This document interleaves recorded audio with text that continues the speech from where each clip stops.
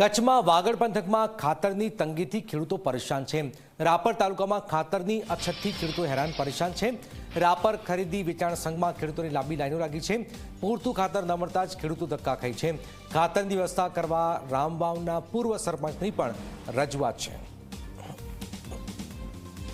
છેલ્લા મહિના બે મહિનાથી આમ તો 2-3 વર્ષથી આ પ્રશ્ન છે કે ખાતરની લાંબી લાઈનો લાગવી પડે। ખેડૂતોને વાડીએ કામ કરવો, બાઈયાને લઈ અને ખેડૂતોને બજાર સમિતિમાં જવો પડે, સંઘમાં લાઈનો લગાડવી પડે। એમાં જો બીજો કોઈ વચ્ચે લાઇનમેન રહી જાય તો ખેડૂતને ખાતર ન મળે। એટલે આવી સરકારની જે બૂટ નીતિ છે, સરકારની નબળી નીતિઓ છે, સરકાર એની નીતિઓને સુધારે। નકો આવતી ચૂંટણીમાં સરકારને બહુ તકલીફ પડશે। ખેડૂતોને માથે સરકાર ધ્યાન આપે એવી સરકાર પાસે મારી રજૂઆત છે।